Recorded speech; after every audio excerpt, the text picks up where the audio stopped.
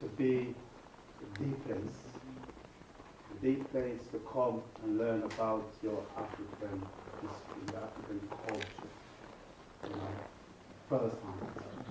Because many, there was a lecture on at the British Museum, I think it was yesterday, and somebody attended it and say, it wasn't inspired at all.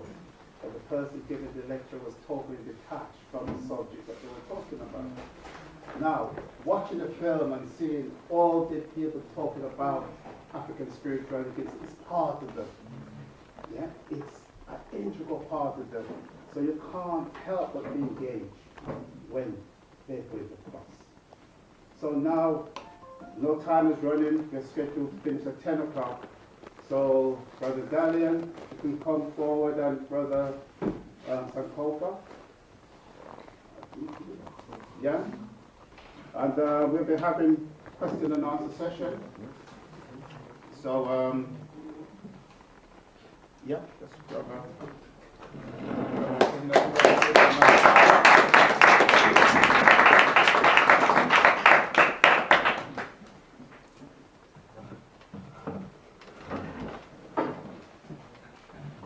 So who would like to be the first one? Who would like to kick off the show? What inspired you? The absence of having any such body of knowledge in educational institutions, really, and the fact that myself and my wife, because it's us that put the production together, had all these different, should you say, paths to our faiths. And then she came from the New Age movement. Yes, I went into Islam, Buddhism, Hinduism, and we started to, we basically realized that most of the information that was being put out there, as if it was only exclusive to these faiths, you could find them in African proverbs, in different ways of African expression. So we realized that, hold on a minute, this is more likely something that has been borrowed or taken. So as a result, what can we, with our individual skills, how can we also put something on the table that puts the African story back into, should we say, mainstream discussion?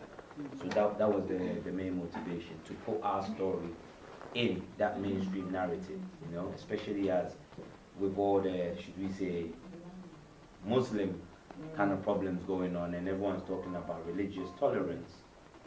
How come there's still no tolerance of the African? Our works are not there.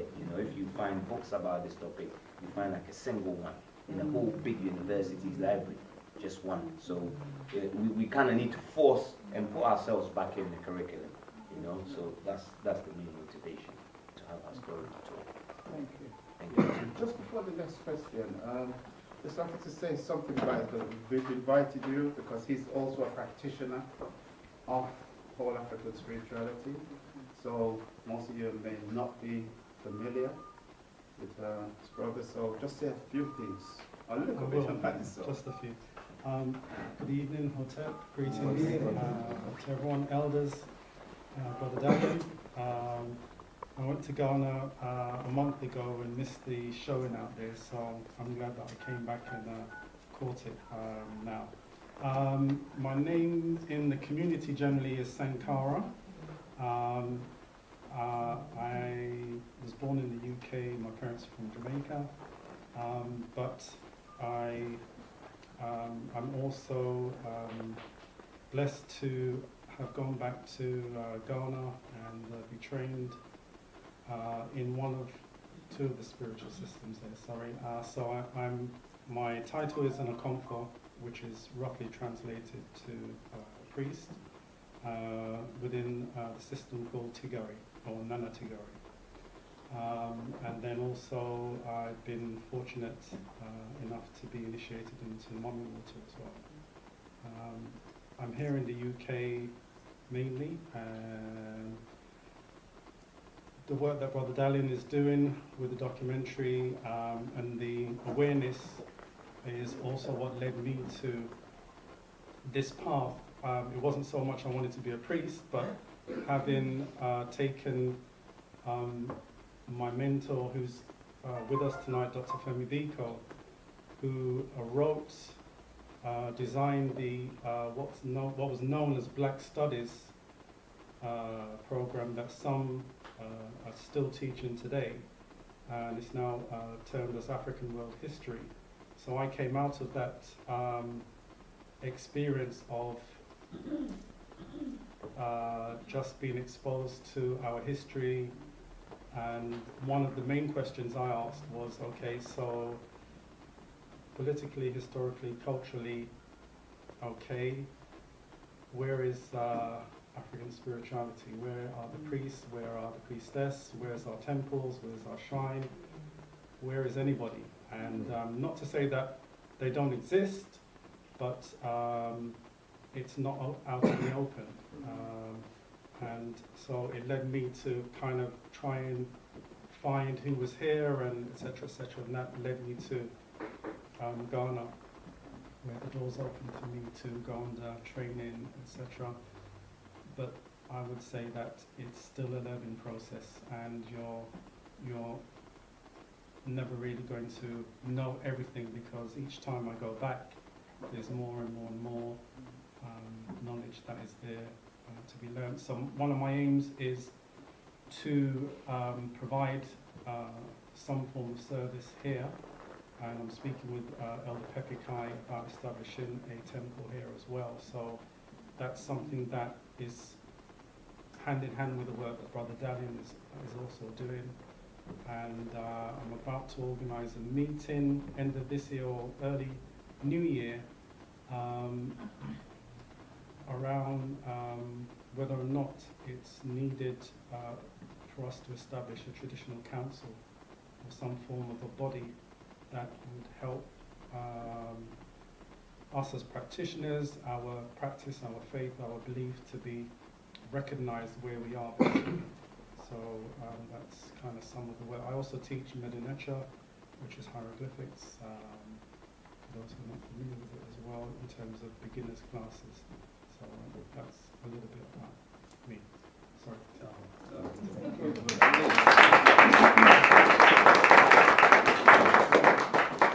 Okay. Yeah. I have a question for Brother Dalian, but also after hearing you speak, I've got a second question for me. Brother Dalian, thank you very much for part 2. Really enjoyed the original one, enjoyed this one as well. And the first time when I actually saw part 1, it was your partner actually was actually showcasing it at one of my friend's place, and she runs a bookstore called the Atlantis Bookshop. And then she did a presentation there, so I got to meet your partner, so good to meet you now. And I was just wondering, that was like over, I think about 5 years ago, isn't it? Yes. It's been a long process. I was just wondering, during that time, studying the subject of African collective spirituality and spiritual systems, what have you learned through the process of creating this second one, the first one? And for Brother Sankara or Sankara. Kofi? Sankara. Kofi. Yeah, really interesting background. Obviously, you know, my uncle, and he's been telling me a few things. I was just wondering, how long has it been for you on the journey to get to where you're at, and how much time has it taken for you to acquire the knowledge that you have through this traditional garment? Yeah, well, in terms of things I've learned, you know, I don't think we have enough time to cover them all, but I'll draw out a couple which I think are relevant and useful, especially for all of us here. And the first thing being that this knowledge or this understanding is within each and every one. Yes, it's not particularly tied to, it's not like a religion where perhaps, let's say, only the priests know everything. Yes, because you have, as Professor Smalls highlighted, this DNA knowledge or memory, which now modern science is now telling us is a fact. Yes, that we have this ability to draw from that knowledge through what you might call your mind. Yes, so there's a lot of information that you can, you know, I guess one of the most popular terms is channel in, for you to learn about yourself and for you to develop yourself.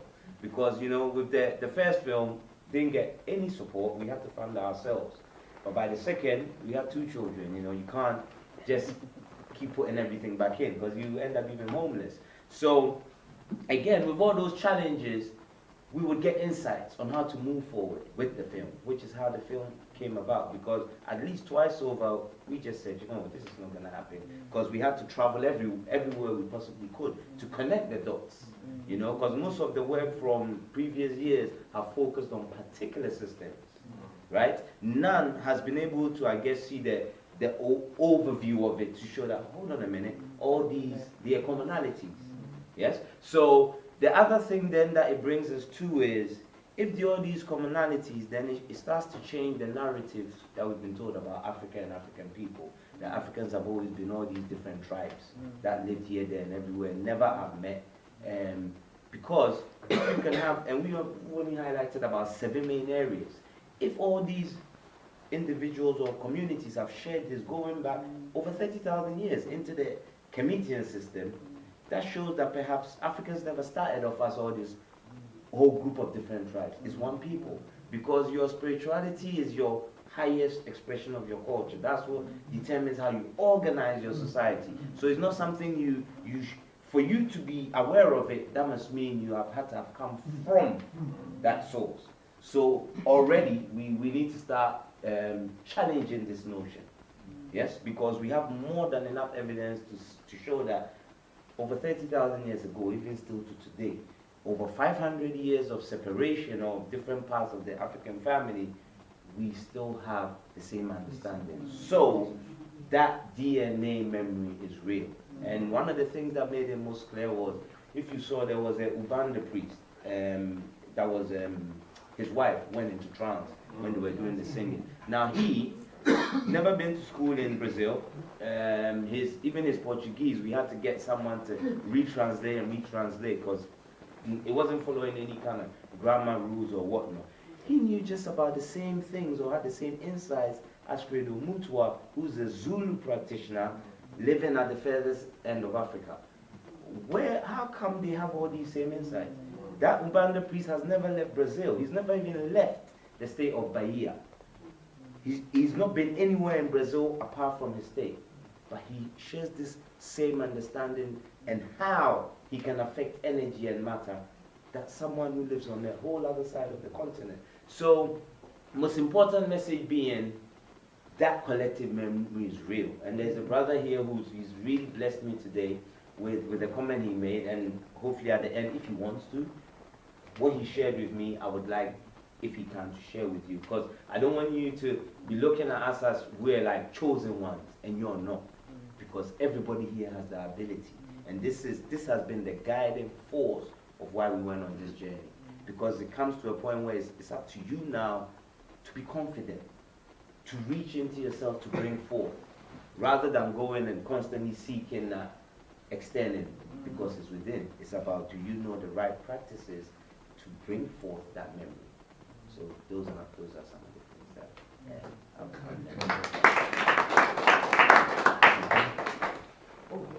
Oh, sorry. Very quickly, the door opened for me in 2005.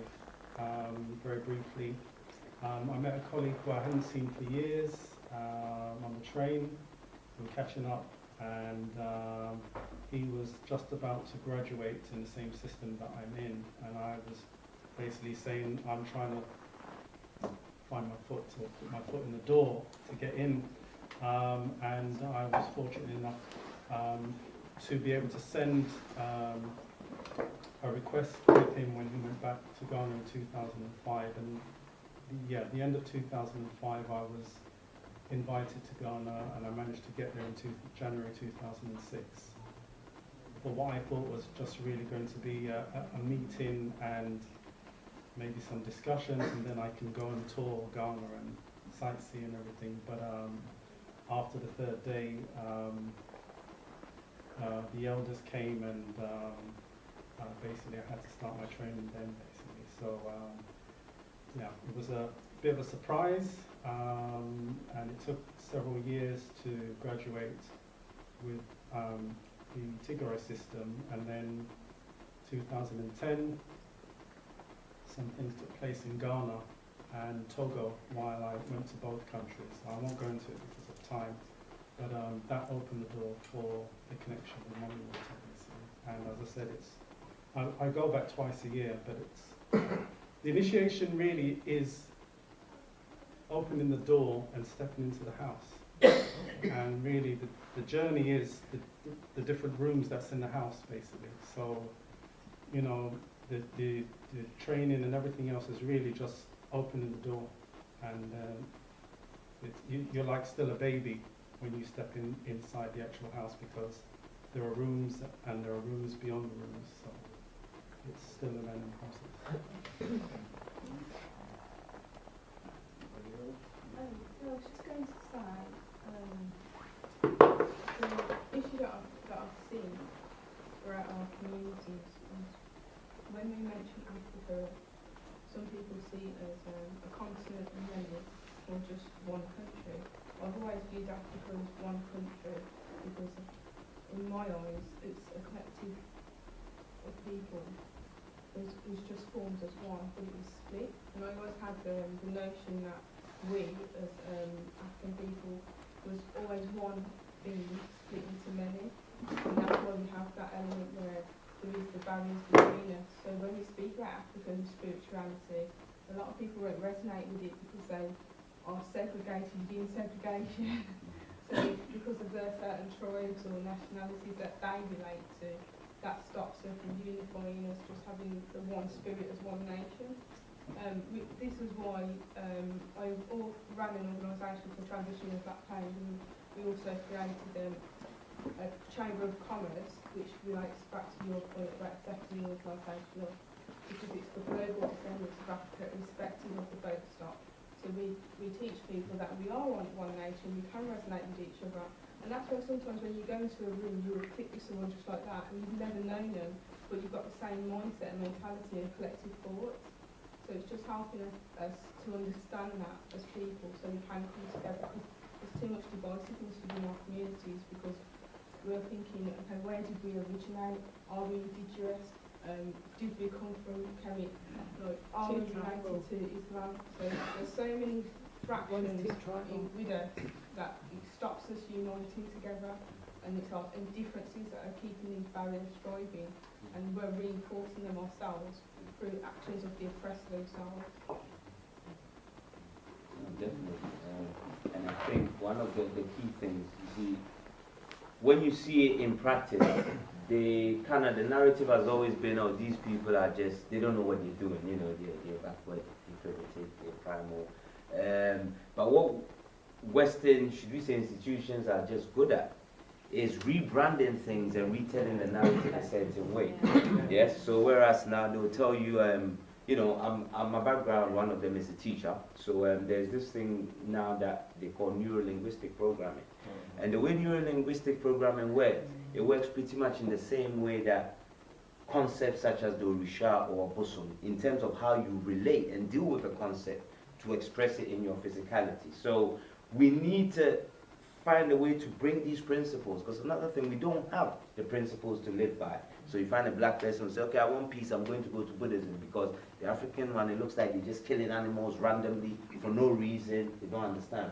We kind of need to make those philosophies as highlighted as much as possible and even institutionalize them. So what Brother Sankar was talking about, the need for a body, because we've been in talks about this for a long time, is very needed. Because when you can see that, okay, my people too, because Kemet gets a lot of, should we say, focus and also division, because you can see somewhere in its history where the European entered Kemet. So they focus on that. If you notice, they don't focus as much on the Sudan, which also has possibly even more pyramids than that. Because the drawings there, you won't find ambiguous representations that you can say, oh, it's the European that was there. So they leave that out and they focus on the Egyptian one because you can see them in the story. So you can conflate the whole narrative. So we need to institutionalize these principles. This is what I'm seeing as a way forward, because you look at the Japanese, Chinese deal with Confucianism, and the Japanese Zen, Shinto, it's those principles that decide the way they behave. But we don't have any of that, so we can get pulled in any direction. Because what we're looking for, we can still find in our traditions. But because of that lack of education, lack of exposure, no one really knows. So they still look at it and think, ah, it's just some Africans acting mad, and leave it at that. Yeah? So we can draw a lot of strength from that. Can I just ask you a quick question? Well, it's a statement as well. It sounds confusing, but it's not. I find that our societies that we're living in now, there is a very low level of morality, if not, it's almost non-existent. So there must be a connection between spirituality and morality. So it seems to me that the higher your spirituality and your understanding, your acceptance, the more morality you seem to show. To me, that's the origin of the African, you know, so I don't know how you find the balance for that. Well, again, you know, there are institutions that program larger society to behave in particular ways, clearly more powerful than I am, have a wider reach than I am. But then you can see why perhaps that would be an agenda, because it makes people easier to rule. You know, if you have their vibration at a certain level and their understanding limited on a certain level, you can play with them as you will, because everything they think they know is what you've told them to know. So really, they're just a blank vessel. They actually have no real understanding. Yes, so it makes sense, as the woman said, you know, even just what we might think is just singing. Yes, and we take it for granted, and we have all these funny expressions in what we call our hip-hop culture. And we have enough research to show that there is some correlation between dysfunctionality in quote-unquote black communities and the kind of music that is programmed, you know, because once upon a time when hip-hop had a certain uplifting message, you could see there was a certain strength. But now that it's become about a lot of all kind of funny things, you even have it going into primary school. You'd be surprised what some primary school children know and come to school and do. Yeah, so there is, because again, we're dealing with vibration, we're dealing with energy. So what you're giving out can create a reality. It's not hocus pocus at all. And also, you know? I've traveled to Suriname. The African spirituality is strong there, but like even in Ghana, when I go to Ghana, it's under attack, and it's under attack in different forms, to the point where it's referred to by some who are no longer interested or plugged out of it as that thing. So even when I'm wearing my beads there, I will be asked, why are you wearing that thing? As if it's something dirty. So there's a, first of all, to come back to the point, wherever we are, it's there. Spirit is there, the systems are there. It's just that it's under attack, and those who are living and defending it, the numbers are becoming smaller and smaller, because the institutions, or the alien institutions, are expanding, and because of the money and materialism that also comes with those things, people are easily running to those things, and then also looking to join in the kind of stain that's already been thrown at us since colonial times. So it's there, and the type of work that Brother Dalian is doing by connecting the dots and traveling will help to unravel that. At the same time, as he's saying, we do need to create some form of base or foundation wherever we are, because I think that is the way in which we can promote and defend our tradition and way of life, and where we can establish the groundworks for, as you say, trying to deal with the morality side of things. Because even in the music, those of us who grew up in the 60s and 70s, bass, drum, those were the key elements in our music. If you listen to today's music now, a lot of it is just taken out. And then, of course, lyrically, that's coming. The imagery now, where, you know, women are wearing next to nothing, singing and dancing. We still got guys with their pants down, etc., etc. So we've got to come out of the woodworks, basically, and we've got to be able to set up structures in which they can be the building blocks in which we can eventually get back the minds of not only the adults but especially the young people who are behind us. That sister there, and then Brother Mali, and then Brother there.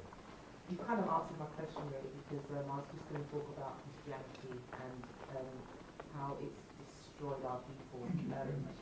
I used to be in Jehovah's Witness, and I've managed to come away from that and have evolved into this spiritual person, and it's been fascinating, and it's been enlightening and empowering.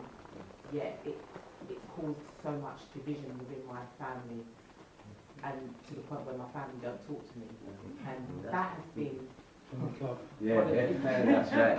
it's been such a deep wound to heal. Yeah. But I do realise I'm here for other purposes. I'm not here for love, family ties, etc. So Christianity, in all its forms and guises, is a real issue, because some of our brothers and sisters will defend it to their hilt, and you will tell them that you were enslaved in the name of Jesus, the Bible, and it's like, they've got amnesia, or they've got psychosis. So it's a real issue. So you kind of answered what I was kind of. Well, I've just come back from Ghana, and Saturday morning, 6 o'clock, the new trend now is for churches to have big speakers, microphone, and 6 o'clock in the morning, it sounds as if they're right next door to you. And then Sunday morning, now those who worship on Sunday, they also did the same thing. So it is a real serious issue, because for those who are looking to head back home, there are some issues that will affect us, and we have to take on board. But again, even back home, as I said, our tradition is under attack on different levels, and even just on a social level, if you move into an area and begin to speak with the locals, one of the first things they'll be asking you is, what church do you go to, or are you going to church? And if not, then the look alone is one that's like, okay, so you don't go to church. And so, yeah, there are challenges and obstacles, but it's, as I said, I'm engaging with some of the elders back in Ghana. So there's a lack of awareness of really what's going on outside of the immediate areas and the towns, etc., that the elders are positioned in as well.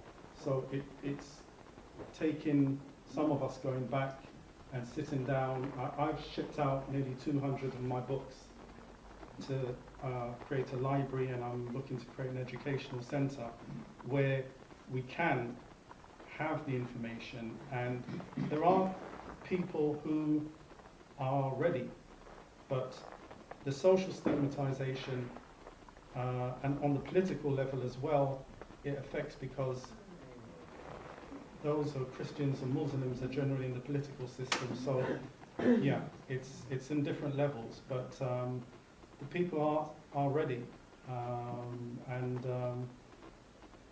you know, now's the time basically. So whatever we need to do, we need to make sure it's firm, solid, and just, you know, rest assured that we're doing the right thing, and things will change. And just to add to what the sister was saying, because, you know, often it might seem or look impossible that things might not change. But you see, one of the things that we should also see is an illusion can never last forever. Yes? So really, and we see already that Christianity itself is imploding somewhat. There are more people leaving Christianity for Islam, thinking it's possibly very different, but they'll go and find the same thing. Yes? The Catholic Church once upon a time held sway over everything. It's the Catholic Church that everything goes back to, from the enslavement of Africans. We might think enslavement is capitalism, but it wasn't. It's papal bulls. The Pope issued edicts to say, go get those people and turn them into caricatures of us. But as the abuse goes on, we saw the Catholic Church tarnished totally. In Ghana again, as I'm sure you contest, every other day they're finding a so-called pastor who's abusing somebody else or the others. So that power will corrupt the system itself. So for us, really, it's about us positioning ourselves for when we know that fallout starts. Yes, and really the best thing we can do is let our lives be that example, because really all people want is for something to aspire to. So, you know, the church comes with the big building and all this money, and that's what's drawing people, not anything substantial. So when that money is no longer there, the people won't stay there, because it's nothing that comes from within. Do you understand? And they still run back to the tradition when there are real problems. Oh, really? They still run back to the tradition in the middle of the night. Even the pastors run back to the shrine houses as well. All right, I'm conscious of time, because time was, there was Brother Mani wanted, I think it was Femi. Yes, Femi was. Yeah, so I'll just go quickly to what I was saying to the brother. So I think what we've been saying is that it starts with us, and it starts from us. Like the sister said, that spirituality is like a muscle, and if you use it, you get stronger. And so I grew up in the church, left the church, went from PACM, you know, and so I've let him in life now, 47 now.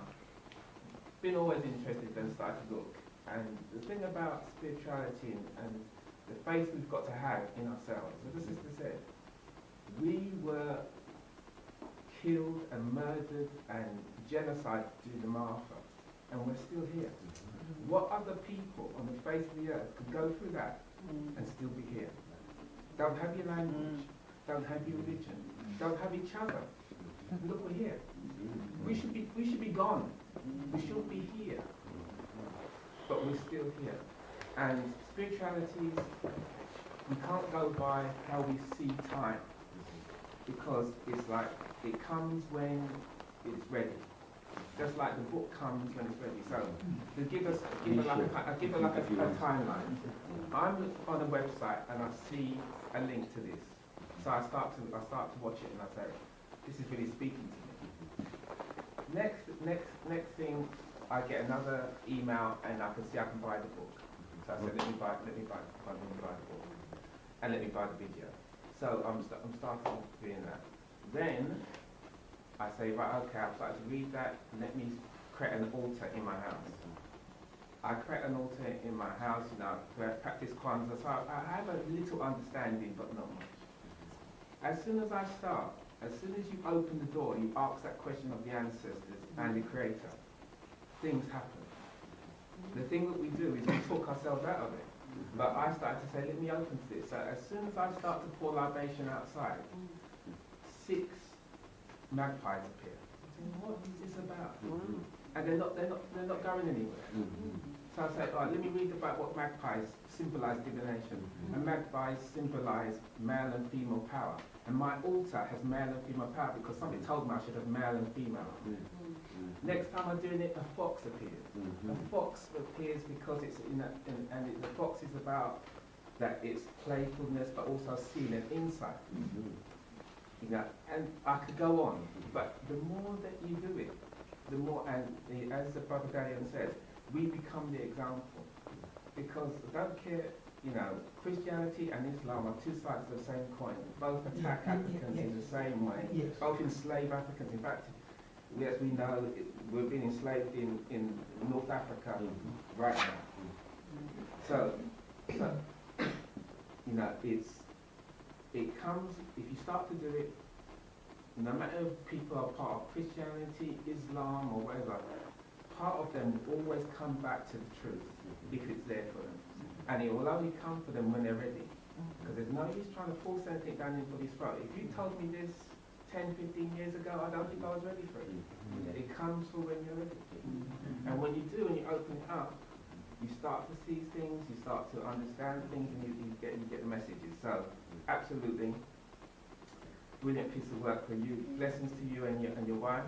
You've done a piece of work that will be there for generations. So we'll talk about this book and this video like we talk about destruction. I'm telling you. Thank you, Brother Maa. Thank you very much for sharing. And it's him that wanted to share his story, because then, again, as I said, that you move, perhaps people can move away from thinking that there's something special about perhaps me and my wife, you know? It's just vessels that have been used to bring forth the message. And you see, what he's seeing is not of my making, but it's of that same, what is in his DNA, that ancestral memory that he's recollected. And he's showing him how even what he set up as an altar connects to the very nature, because the human body is nature. The spirit moves out, we put the body in the earth. 2 years down the line, there's no difference between the earth and what was once your body. So you are the earth in itself. You know? So thank you again very much for sharing that. Really appreciate it. Brother Femi? Yeah, I have two questions addressed to both members of the panel. First one is that the film is rich as a continuation from the first part one that I was privileged to see, and so it extends and brings and temporizes further. It does a lot to mobilize the audience into the data. However, addressing both of you, what is it that you see as the ethical impediment, bottleneck to organizing, not just simply mobilizing on one hand, it's mobilizing, but organizing. The second question is, again to both members of the panel, is what is your explanation of the difference on both sides between religiosity and spirituality?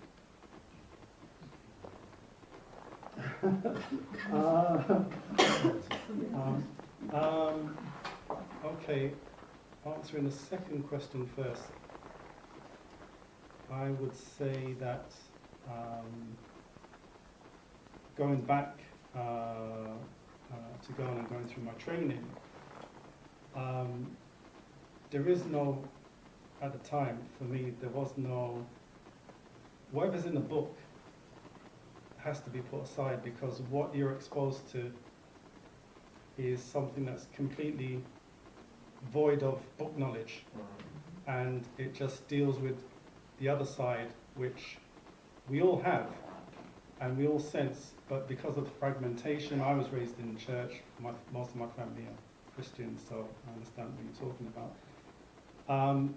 But yeah, what it exposes and touches on is something that is real, and to go through it is to go through something that sometimes looks like a dream when you think back and think, you know, in the same house that I'm staying, at night, the dancing, the singing, the rituals that was done, and then in the morning, you come to the same place and the kids are playing and everyone's going about their normal, and you just think, wow, what happened? You know, I know it happened, but looking on it now, it's just like everyone's just getting on and doing what they're doing. And I guess it's less prescribed in a way than the religious requirements. And at the basis of it, it comes back to the question that the brother raised around morality and consciousness, because at the end of the day, if we look back at the Osirian concept, even going back with Kemet, the concept was around your morality, how you thought and how you act are the outcomes for your judgment, or what you perceive as your judgment once you make that transition from the physical to the spiritual realm. So we do need to get back to the actions, our speaking and our way of behaving as the modes for our guidance. I mean, even my parent, who's a Christian, she has dreams, she'll tell us the dreams, I'll have dreams, she'll interpret. So there's elements of the tradition that still, the elder generation still carry on, but it's not acknowledged as African tradition. So we kind of think that we're moving to a new thing, but in reality, if we actually look even at some of our parents, what they're dealing with is like, that's not Christian, that's not, I'm not going to say it to my mum, but I still tell her my dreams that I have, and she'll tell me some of her dreams and stuff as well. The first question was, what is... One question was on mobilization versus organization. The second question was on religiosity versus spirituality. The mobilization, I think more and more of us are reading, studying, asking questions, and stepping back from what we've been led to. And there comes a point where, for me as well, it was my search as to, okay, well, how do I know how to, move my left and right, and where can I go? And I think there's more and more of us who are now traveling and being trained and coming back. But we've got to find a way of, whatever we lay down, the ego has to step aside. And I think this is one of the biggest stumbling blocks that we have to overcome, is whatever we're doing. If we're going to, it's my thing, I'm going to lead it, it's my way, then that's not really spirituality. It's not, because when your spirit starts speaking to you and what's going on is not resonating, your spirit is talking to you. So we've got to find ways, whether we establish small study groups. As I said, I'm speaking with Elder Pepe Kai about establishing a temple here, because I think if we have a base, or if there's a base or a meeting point where we can collectively come together and begin to unlearn and relearn what we need to. And I said, ego has to be put aside. That's the biggest stumbling block with leadership and what we're doing. And I think whatever we create, if we can create the balance, we need male and female harmony in what we're doing in personnel. And I think once we can have those type of bodies and those principles guiding us, then I think those will kind of collectively pull us where we can collectively come together and get an understanding, but also when we go to our homes, also function, not saying I'm dependent on pastor, I need pastor to pray for me. No, we can do all these things ourselves, and it's the belief and the confidence that how we understand the ancestral role, the deity role, and the creator's role, which is really all one at the end of the day. And once we have that strength and belief and conviction to do what we need to do, ultimately a lot of us, especially from back home, are not doing what we're supposed to be doing. And that's what's causing some of the disruption. So I think once we find out the things that we need to do to enhance ourselves and also to protect ourselves. A lot of us are walking around, we're not protected from anything.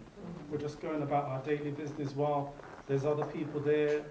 You don't know who you're sitting down with and dealing with, and so we need to understand that, there are various aspects to spirituality, and it's just having that base which can be open and, as I said, ego-free or ego-less, to basically create a hub in which we can pull people together and be honest. What we know, what we don't know, we don't know.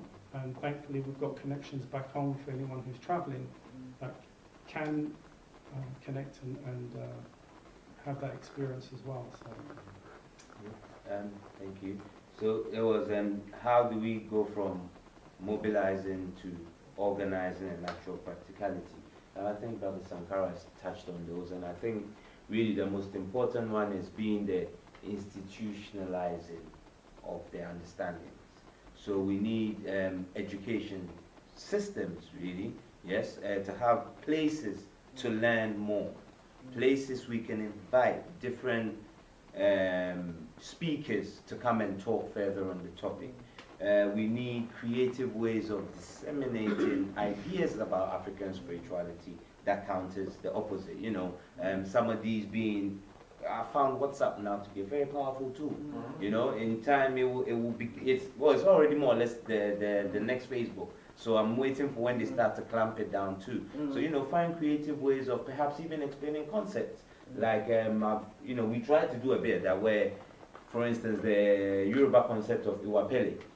Put it nice, a small image, explain briefly what it is. You send that, someone passes it on, someone passes it on. Someone says, oh, okay, I never knew this thing existed.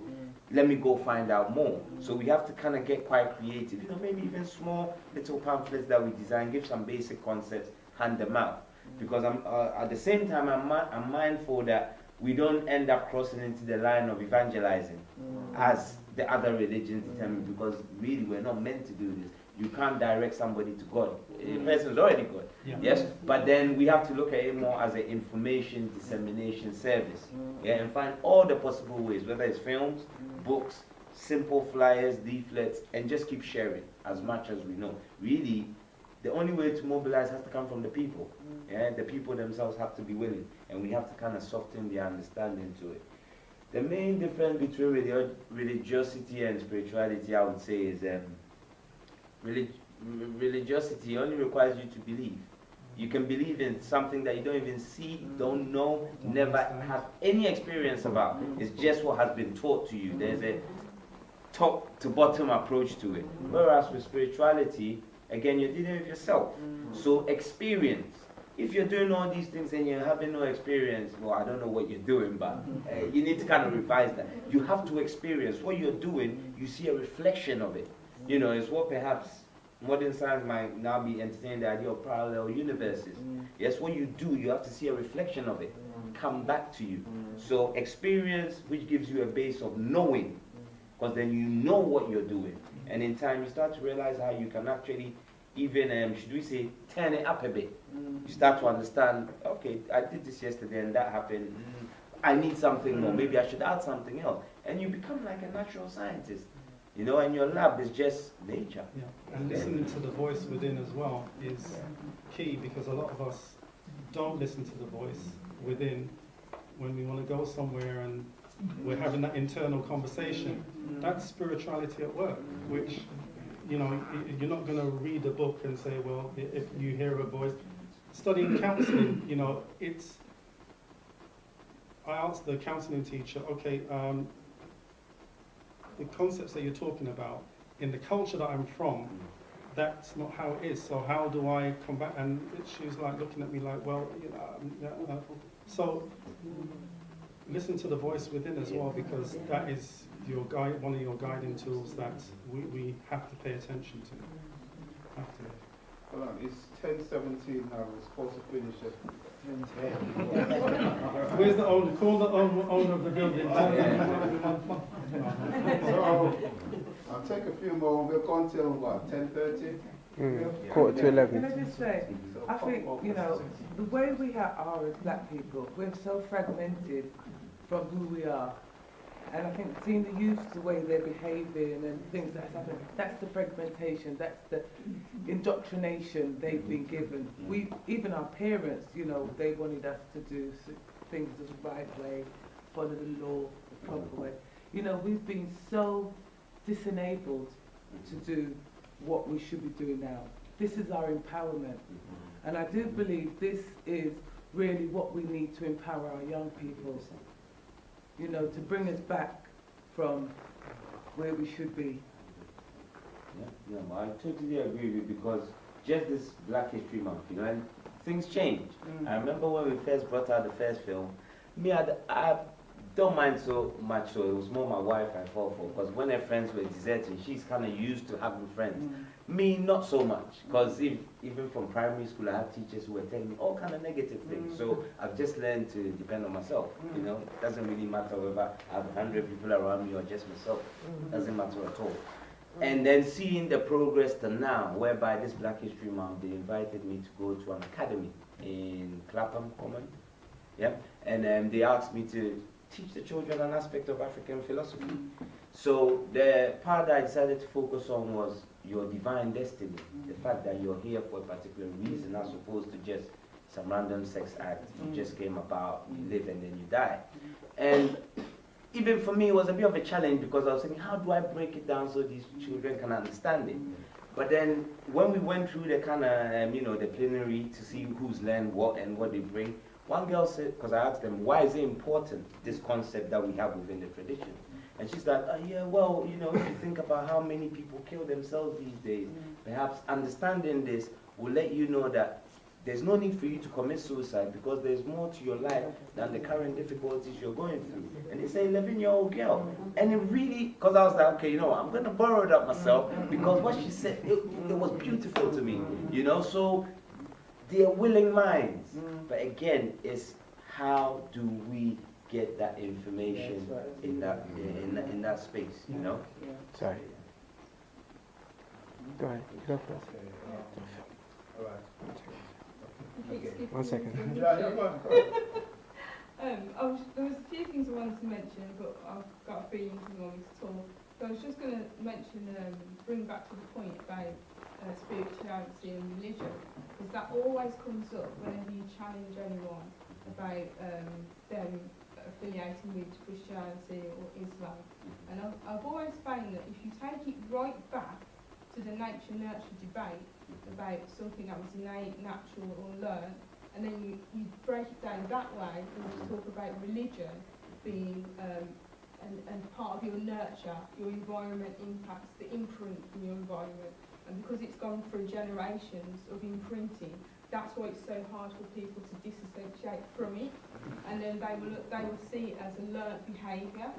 And then when you talk about spirituality, if you take that back to being a nurtured, innate process, where it's within you anyway, because we're all spirits anyway, then people are more inclined to resonate with that.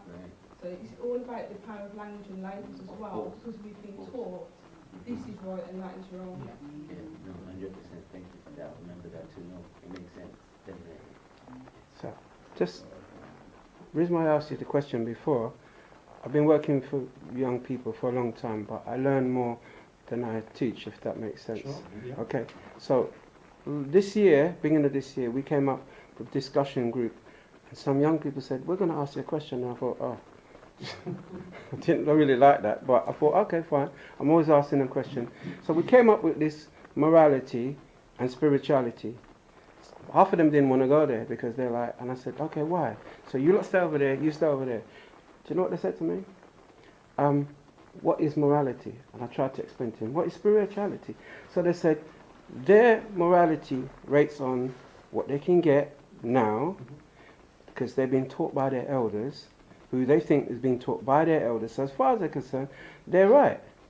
Get the money. Yeah. Do whatever, quick, because we don't know how we're going to live.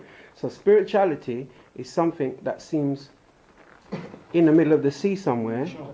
that they're going to have to jump in and go far down, and before they reach it, they're going to drown. It might not make sense. At the time I was thinking, where are they going with this? But guess what? For them to survive, they said to me, they need to be a little bit immoral in this day. And you know what? I had to sit down and just think to myself, is it me just being negative, or really did they just teach me a lesson? So what they said to me was, I need to change to fit in with the situation or completely go the other way. So I said, if I'm not here, I won't be teaching you. You hear what I said to me? We can teach a lot of adults stuff, how to survive now, and not how to lose their head and have the breakdowns and the whatever. So I said, so what are you lot doing different? You know what I said to me? We just don't care what happens. We're just doing our own thing. We don't care. So I said to them, the reason why you don't care is because you have no sense of spirituality and morality, and the two join. They've never seen anything better.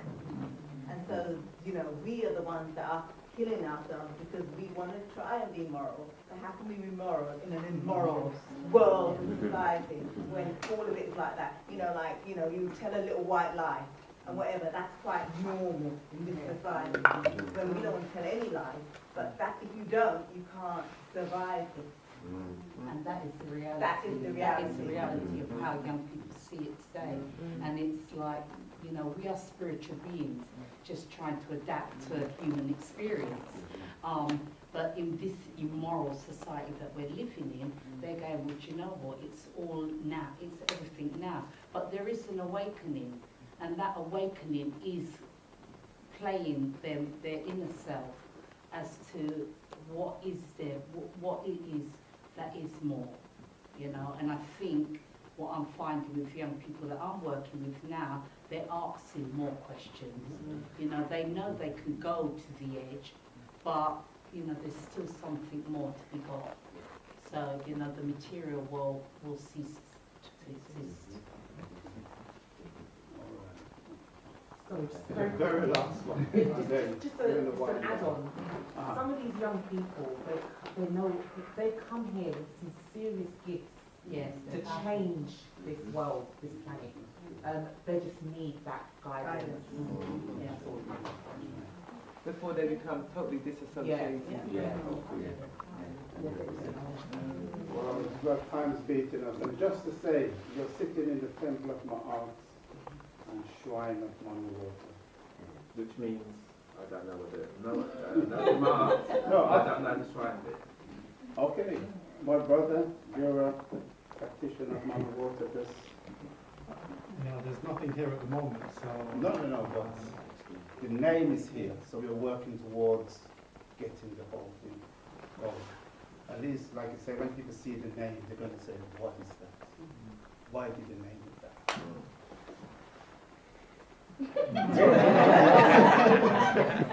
Just okay, I mean, it is one of the energies in various African cultures that's associated with water, be it from the sea, the river, and it's a very powerful energy that is all over the world, and I've just been fortunate that the door opened in that manner for me to be allowed to step in, basically. So, but as I said, we're in talking with Elder Pepikai here, so you're connected here, so as soon as something can be established, the word will go out and then we'll be able to sit down properly and get into that and other spiritual houses that exist as well. That would be one of the main aims, is to expose the different spiritual houses, just like what the film is doing, where we can explore, ask questions and gain a better understanding. And I think once we begin to do that, the tribalistic kind of barriers will come down, because then we'll be able to see that the Orisha, what's in Ghana, what's in Togo, it's all more or less the same thing. It's just the language that is explaining any kind of difference. So before I just had to capture this. I was invited to church last week Saturday. Amen. I know. Yeah, I don't really go to church, right? But I didn't knock it. So many people invited me. So I went to church and I was thinking, why do they want me to come to church? So then I asked one of the elders, she said, don't you think it's about time? I said, okay. I said, it wasn't a good answer, but I just thought, let me just sit. But you know what I did actually see? More than anything else, I've always been taught that my parents went to different churches and they were taken in different, and I sat down and actually watched this process of the youngest child. I could just about walk. I gave him a mic, was trying to talk. The next age group can talk, was making sense. The next age group was so clear, and I could see from there coming all the way up until we got to the 18-year-olds who sung, who spoke, who gave all their statements. They were really strong. They were very knowledgeable in everything that was going on. But even before we got to the elders, who was like, okay, we're not even dealing with elders. This is what we're dealing with. And it's like, I just realized, well, hold on, maybe that's what I actually missed and did not see before. So how many young people are in this room now? Where's our young people? Where are they? So my point is, for it to work, surely we need to have some kind of African way that deals with the youngest by the time they get to this age and stage, that we can get them here to talk and we sit and listen to them, and maybe we can listen to their discussions. So in fact I had to end up thanking them, and they were like, oh, you come back? I said no. But the point was, I might do, but I learned a lot just from seeing and understanding, and there was some kind of unity, there was togetherness, whether you believe it in their system or not. They're actually mimicking our system. They're doing it pretty well. Within the tradition, when they're gathering, yeah, the children are there. Yeah. So it's like what you're saying about it's a generation thing, because I work with a lot of young people. A lot of what you said, that's why I've got loads to say, because I understand what a lot of us are still doing. We're harming our young people by a lot of our actions. Yeah. And what you stated is what every one of us has been through, because that's what was imprinted on us. Yes. We've reinforced it generation after generation. So that's what we need to stop doing. I think that's sorry if I think that, just have to add this, is that everybody's right, but I learned one thing once, and it may be at work and something like that, it's true. Culture eats strategy for breakfast. You can have the best idea in the world, but how you live and how you think will eat that, no matter how good it is. And we can't fight fire with fire. We've got to fight the African way against the other way. And when people started churches over here, they didn't have a big church. They met in their front room. Yeah. And they started small and it grew and it grew and it grew. If we want this, we have to do it in our home. Our children have to see us do it. Yeah. Yeah. And when they see it, then they believe, because our kids are bright and they will see hypocrisy. You can talk and you can have your uncle, you can have this, but if you are living and drinking and you're doing everything else other than what you're doing, they're not going to follow. But if they see you consistent and it's how you live, you walk it, you talk it, even in a small way, then they will follow, because it's the basis of everything. And so if we do what go back to home, everybody, white, black, everybody will want to come be us, because when we start music, they want to do it. We start spirituality, and the thing about our spirituality as well, it's not there. But if you go to the universities and go to their basements, there it is. If you go to the Masons, what are they doing? They're doing African spirituality for chemists. That is what they're doing. So everybody else sees it but us. So if we start, but don't think we have to have the big institution immediately. No, no. Start in your home, live it, do it, and then it passes on, because and as the brother was saying, you don't have to be a priest. I can talk from personal experience. When you're before your shrine, something will talk to you and tell you to do something, and it will be the right thing. And then when you read something or speak to someone, say, oh, it was the right thing. You get just start small, Sorry, just be truthful, and just to yes, confirm that it's not about priests and priestesses. Those are just different callings. The everyday reality is in the home with the family. You have family shrines back home, and everyone understands what it is and the relevance of it. So, as the brother's saying, it's not the titles and stuff like that. It's fundamentally what comes out of the home and the structure.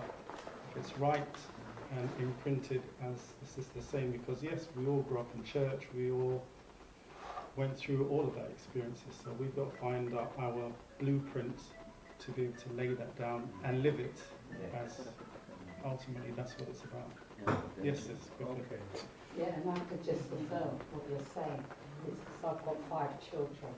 And when they were younger, they used to see me sage in my house. They used to see me speaking my language, preparing my baths, and they used to think that I was mad. And they used to think that. Now they talk to their friends about it. Yeah, well, my mum does this and my mum does that, and now they live it themselves as well. So I know that and I didn't know why I was doing these things.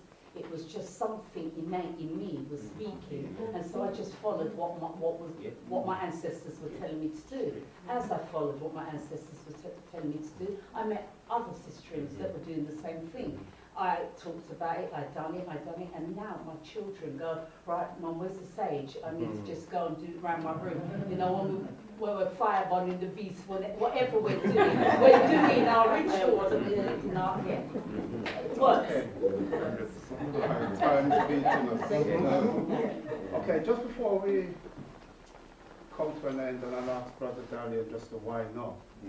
Just to say, okay, the film's out, your book's out, and also what's next, what's your future plans, any more projects in your pipeline. I'd just like to say, on the same theme of spirituality, there's a brother Bean, kids might know him in Birmingham. Every 2 years he goes over to the Congo on a spiritual, for spiritual gathering. And for the last couple of years he's been taking people with him. People have been showing interest and saying they'd like to go and experience. They go to the Congo DR and also into Angola. Now, people might have heard the film came out a couple of years ago, Kimpavita. It's around that kind of spirituality. There's a particular group by the name of Muba Mua, who is very close to. So he's just saying that many times people say, I didn't know. You went, if I didn't know, I would have come with you. So I'm just giving you a chance to say, you'll be going in June the 28th. He's asked me specifically to let everybody know. If you're interested in going, just come and see me. I can put you in contact with him, and you can have an experience of a lifetime, basically, because from what he says, it's tremendous. It's tremendous, and that's just enhancing our spirituality and seeing it in practice and firsthand also. So right now, I'd just like to conclude by asking Brother Dalian just to say what his future plans are. First future plan is to rest. This has been, you know, it's been a wonderful journey, but the challenges have also been real, you know, you know, often I have to look at my children and also say, you know, they require some input as well, you know, and it's very essential because the times they're living in or going to be living in requires, some deep level of supervision, you know. So that'll be the first thing. But really, what we've done with this second film now is now time to get it into that mainstream space. Yes, we've, you know, we have it in Harvard in the States now. It's gone into SOAS. We're currently, you know, speaking to other educational institutions as well to get it in that space. So we kind of needed to do some proper work. Yes, we have a few screenings planned all across the continent because, you know, we're very grassroots. We're not a big organization, just two of us. So we have to learn how to develop human relationships so, you know, we can work. It's a network working. But thank you all very, very much. One of the things that we will do in the very near future, obviously, I started this conversation with Brother Sankara over 6 years ago, where we were discussing the idea of a body, so to speak, you know, where we can look at, again, because for me, it's key. Now, I know we shouldn't really be institutionalizing what we might call spirituality, but when you think about it, Buddhism is not a religion, yes? But in time, in a sense, to kind of protect itself, it had to become something similar, even though the practitioners know why they're practicing it. And if we don't, even if news coming out of Brazil recently, possibly worse than Nigeria, they're breaking down shrines, beating up practitioners, just basically scaring and intimidating them. The same thing you find on the continent, you're finding in the diaspora too. But when we have that legal, should we say, recognition, some of these things will start to change. As much as, don't get me wrong, I'm not blinkered, because Haiti, it's by law, it's a religion. Brazil is also recognized, but still, they get persecuted, and really, not as much is done as could be. However, it starts with having that recognition. So one of the things as well that we'll be doing in the very near future, possibly by next year, is to start a petition that we're going to send to the British Parliament, because it needs to be recognized. And again, this is why we put our research together in the manner which we did, because then you can identify what you might call the tenets of this spiritual system, the founding ideas. Islam only has two, the Quran and Muhammad. And even then, the other sects, not everybody believes the same, but it's a religion, and it gets a certain protection. So we kind of need to speak the language, unfortunately, of the system that we're in, but we know why we're speaking that language. It's not because we want to become it, but we need to use it for our own purposes too. And then the other thing being, we're going to try and, as much as possible, organize community gatherings, you know, where we all go out and give off energy. Because one of the things that Credo Mutua left me with, which, you know, was very, very essential, is that we need to have a meeting of minds. And a meeting of minds focused on a particular objective, we will be surprised what we can manifest. And when I was invited to speak at another Pan-African organization the other day, the main question I had to ask was, how deeply embedded are African spiritual principles in the way you organize? You know, is it just, okay, today we decided to pour some libation and it becomes a tokenistic gesture? Yeah? Whereas a global ancestral day, where all the organizations say, you know, today we're going to light a candle, we're going to put some more, and we all say our individual prayers for that extra assistance. It really isn't there. It just becomes this, oh, let's just play with it. It sounds cool. It sounds African enough. It's something that you have to feel it from every pore of your body, because that's when you start to see. It's what you give of yourself that you get back.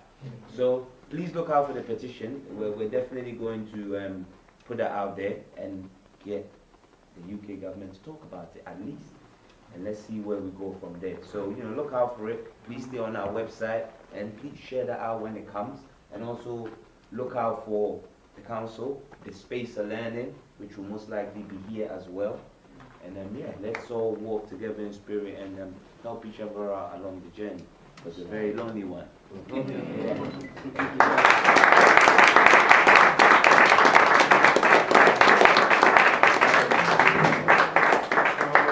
Just to say thank everybody for coming. On behalf of the Maa Maat Centre again, we welcome your support in any way.